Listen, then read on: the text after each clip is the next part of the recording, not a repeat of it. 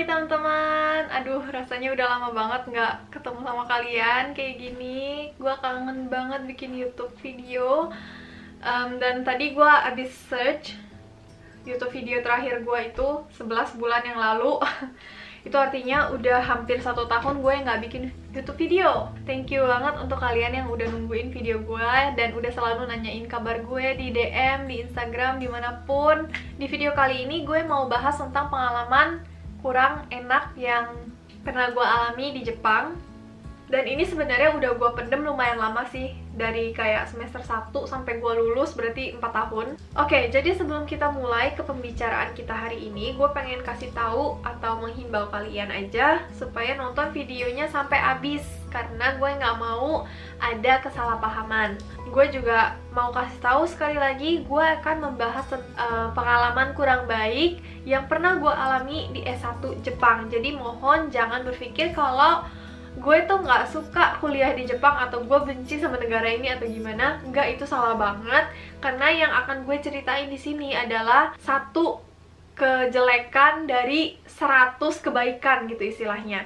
Jadi gue pengen kasih tahu supaya orang-orang yang mau kuliah di Jepang juga atau mau tinggal atau pindah ke Jepang itu tahu kalau di Jepang itu nggak selalu hal-hal baik atau hal-hal fun aja seperti yang kita lihat di Instagram atau di video-video YouTuber lain, tapi ada juga hal yang kurang baik loh gitu, seperti yang gue alami.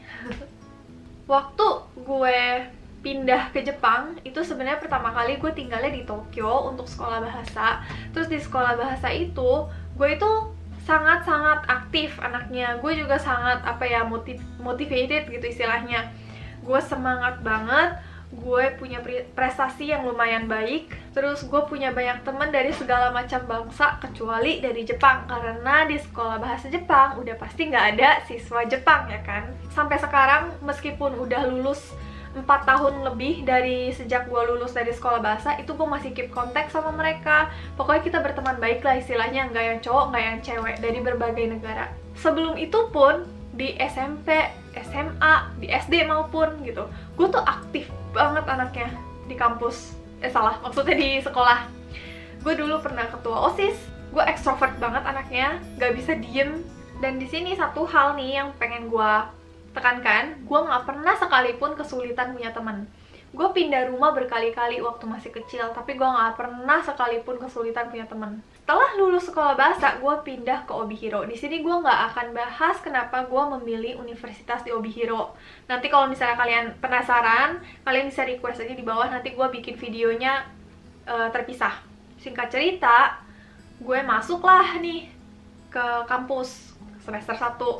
Excited banget ya kan untuk bisa temenan sama orang Jepang, karena literally ini pertama kalinya banget gue bisa punya kesempatan untuk temenan sama orang Jepang. Awal-awal masuk itu kita orientasi, terus kita perkenalan. Nah di situ gue merasa ada yang aneh. Dari awal banget aja gue udah merasa ada yang aneh. Terus gue tanya-tanya lah sama teman-teman di sebelah-sebelah gue gitu. Tapi kebanyakan dari orang-orang yang gue ajak ngobrol itu nggak respon, nggak excited sama sekali dengan pertanyaan maupun jawaban gue. Gue kesulitan untuk ajak mereka ngobrol, karena istilahnya gimana sih, kalau kalian ajak orang ngobrol terus orang itu tuh cuma kayak, oh gitu, oh iya, oh, coba gitu doang kan susah ya kita ngajak ngobrolnya. Istilahnya tuh kayak gitu. Tapi singkat cerita, gue nggak bisa membiarkan keadaan ini berlangsung terus-menerus, karena gue tahu gue bakal kesulitan kalau misalnya ada ulangan atau ada hal-hal yang gue nggak ngerti. Gue harus nanya ke siapa gitu kan. Gue harus punya temen. Yang kalau di Jepang itu kan banyak klub ya, kayak ekskul lah istilahnya kalau di Indonesia. Tapi frekuensi bertemu dengan orang-orang yang sama itu lebih banyak daripada ikut kelas ya kan. Karena kalau klub di Jepang itu biasanya 1 minggu bisa 3-5 kali latihan gitu. Nah di klub yang gue pilih, klub panahan Jepang, itu 1 minggu 5 hari latihannya. Frekuensinya banyak kan. Gue ya udah ceria, terus gue ajak ngobrol, terus gue kayak berusaha untuk latihan sesering mungkin supaya bisa ketemu sama mereka. Ya lucunya mereka nggak respon bercandaan gue maupun obrolan gue dengan sesuai ekspektasi gue.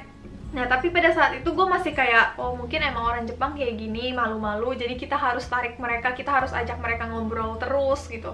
Terus gue berusaha banget selama 6 bulan pertama. Gue nggak mendapatkan apapun yang gue ekspektasikan. Gue nggak bisa punya teman. Dan gue sangat-sangat membenci diri gue sendiri karena hal itu. Nah, by the way, tadi seperti yang udah gue bilang, gue kan sekolah bahasanya di Tokyo. Jadi teman-teman gue itu semuanya adanya di Tokyo. Di Hokkaido, di tempat gue tinggal, itu gue nggak punya siapa-siapa, keluarga, temen, gak ada siapa-siapa. Gue sendirian, gue bener-bener sendirian. Gue masih inget banget, ada satu hari gue ikut kayak party di rumah temen gue di klub panahan ini, kayak welcoming party gitu. Terus gue ada satu kosakata Jepang yang gue nggak ngerti, karena mereka tuh ngobrolnya kayak panjang banget dan cepet banget kan, soalnya kan mereka native ya. Jadi ada hal yang gue nggak ngerti, terus gue tanya ke teman sebelah gue, ini artinya apa gitu. Terus dia jawabnya kayak, oh iya ya, dia kan orang asing ya, wajar lah nggak ngerti, sorry ya, hahaha gitu. Terus mereka kayak lanjutin pembicaraannya aja kayak biasa gitu, tanpa menggubris pertanyaan gue.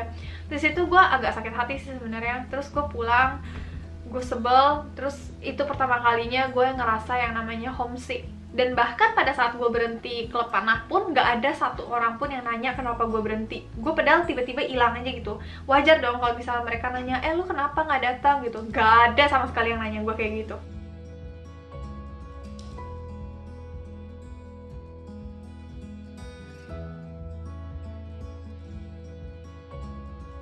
Terus di semester 4, semester 5, semester 6 itu gue mulai bisa menerima keadaan gue.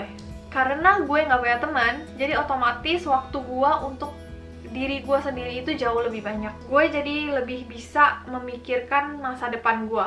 Gue jadi lebih fokus belajar, gue jadi lebih fokus sama keluarga gue dan sahabat-sahabat gue di Indonesia. Pemikiran gue yang dulu childish, yang dulu gue kekanak-kanakan, itu berubah 180 derajat. Gue jadi lebih bisa memaklumi manusia-manusia yang kadang-kadang kita, kenapa sih nih orang kayak gini gitu. Tapi gue jadi bisa memaklumi. Gue juga jadi lebih dekat sama Tuhan. Dan sebenarnya di situ sih awal mulanya kenapa gue bisa memaafkan segala kondisi itu. Terus jadi lebih positif dan lebih melihat ke depan. Gue juga jadi bisa memilah mana problem yang benar-benar harus gue pentingkan dan mana problem yang harus gue lupakan aja, ya udah bodo amat gitu. Kondisi dimana gue nggak punya temen di kampus itu sebenarnya salah satu problem yang harusnya gue let it go aja gitu loh. Ngapain juga gue pusingin diri gue sendiri untuk orang-orang yang sebenarnya nggak ada interest sama sekali sama gue.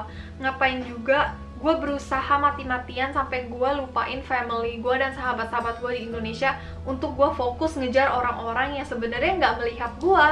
Karena pada akhirnya manusia itu pasti lebih nyaman dengan sahabat-sahabat dan keluarganya daripada sama orang-orang yang nggak bener-bener deket sama mereka. Punya banyak temen itu baik, tapi lebih baik kalau punya sahabat, ngerti gak sih? Dengan gue menerima situasi kondisi dan gue bisa memaafkan segala kondisi ini, termasuk memaafkan diri gue sendiri ya.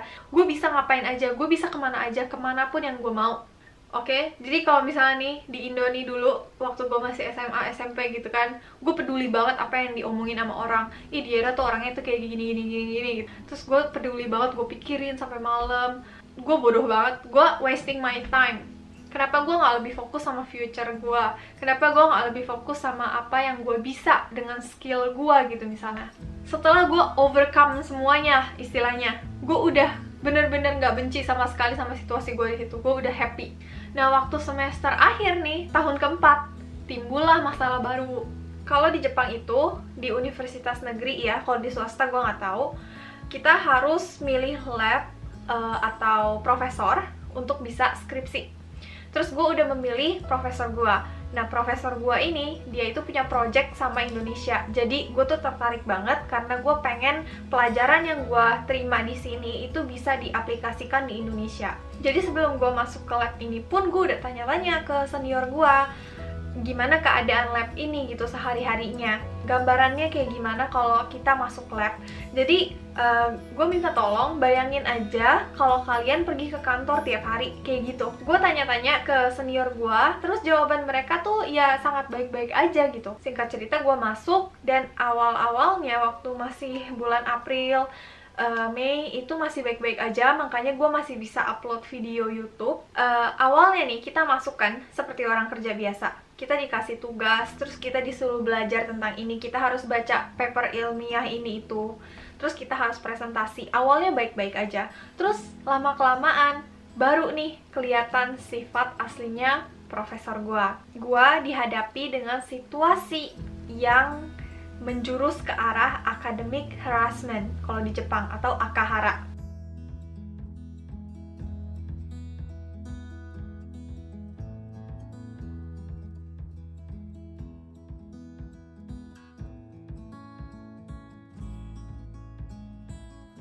Profesor gua memberikan pekerjaan yang jauh dari normal. Waktu bulan Mei, Juni, bolak-balik farmer sana sini, ambil sampel banyak banget. Pada saat itu gue belum ngerti sama sekali gimana caranya gue menjalankan eksperimen, gimana caranya gue mendapatkan data olahan dari hasil sampel yang udah gue ambil sendiri. Profesor gue tidak membimbing gue.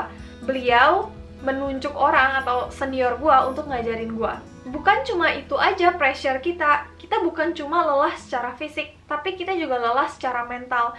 Karena pada saat kita udah disibukkan dengan situasi kerja lapangan kayak gitu, kita masih harus presentasi. Jadi setiap kali kita presentasi, kita pasti diomelin. Dan jangka waktu diomelinnya itu lebih panjang daripada waktu kita dipresentasi. Dan diomelinnya tuh bener-bener kadang-kadang sampai nggak masuk akal, dan kadang-kadang sampai nggak nyambung dengan apa yang kita presentasiin. Sampai akhirnya kita semua udah mulai stres. Profesor gue nggak mau tahu, harus dikerjain. Gue masih berusaha pada saat itu. Gue tahu gue orang yang kuat, makanya gue nggak mau dikalahin sama keadaan. Gue nggak mau, masa cuma gara-gara profesor gue berhenti kuliah. Dan emang kenyataannya di situ gue udah hampir tumbang. Gue harus di kampus dari pagi sampai malam, dan kalau kerjaan gak beres, gue nggak bisa pulang. Itu setiap hari, Sabtu Minggu pun gue masih di kampus. Gue sampai nggak punya waktu untuk pribadi gitu istilahnya. Summer holiday pun itu ada 1,5 bulan, gue setiap hari eksperimen di kampus. Kayak gitu hidup gue waktu gue semester 7 dan 8. Satu temen gue yang seangkatan sama gue, dia udah gak tahan sama situasi ini, dan akhirnya dia milih untuk berhenti. Satu lagi temen gue mau hampir berhenti lagi. Akhirnya dia gak jadi, dia mengurungkan niatnya dia untuk berhenti, dan kita bisa berusaha bareng. Nah, mungkin di sini kalian bertanya ya, kenapa nggak ada orang yang laporin? Atau kenapa kakak kelas gue dulu bohongin gue? Nah, di sini jawabannya itu gue tahu banget setelah gue masuk ke lab ini. Karena mereka takut sama apa yang akan dilakukan profesor ini terhadap mereka kalau mereka nakut-nakutin adik kelasnya untuk masuk lab. Secara diam-diam, gue laporin kasus ini ke kampus.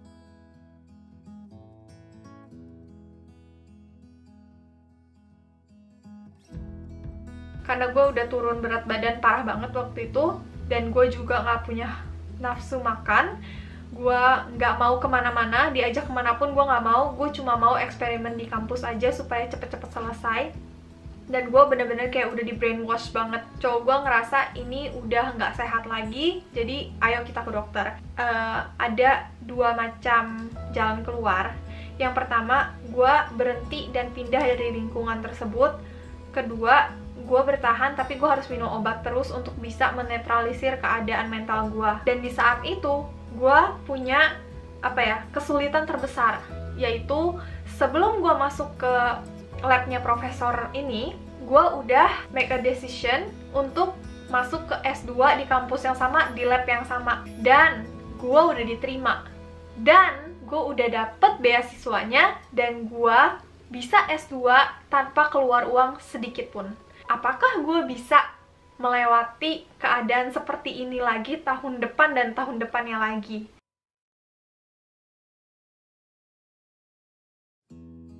Karena tubuh kita dan mental kita itu hal yang lebih berharga daripada sekedar S2. Singkat cerita, gue bisa lulus. Nah, pada saat graduation, sayangnya ada COVID-19, jadi gue nggak punya graduation. Tapi gue seneng banget gue udah bisa lulus dan sekarang gue udah punya gelar S1 di Jepang, di bidang pertanian. Semua ini gue percaya diperbolehkan ada sama Tuhan, itu karena Tuhan mau mengajarkan gue banyak hal dan mau mempersiapkan gue untuk masa depan yang lebih besar lagi. Setiap manusia itu pasti akan dihadapkan dengan masalah-masalah ya, setiap hari bahkan, untuk kita bisa bertumbuh setiap hari. Dan gue yakin hidup akan baik-baik aja meskipun ada hari yang gak baik. Dan itulah cerita tentang pengalaman kurang baik gue selama gue S1 di Jepang. Masalah itu pasti datang, silih berganti, setiap hari, setiap waktu. Tapi yang perlu kita lakukan itu cuma memiliki hati yang lebih besar daripada masalah tersebut. Gue sekarang lagi dalam, istilahnya masa pemulihan, karena gue emang mengalami banyak trauma dari S1, tapi hidup gue jauh lebih bahagia sekarang, karena gue bisa menerima keadaan dengan lapang dada, dan gue bisa memaafkan mereka semua, gue bisa memaafkan diri gue sendiri juga. Gue nggak tahu video ini ada faedah apa untuk kalian, tapi semoga kalian enjoy nontonnya, dan thank you udah nemenin gue. Sampai jumpa di video selanjutnya. Bye!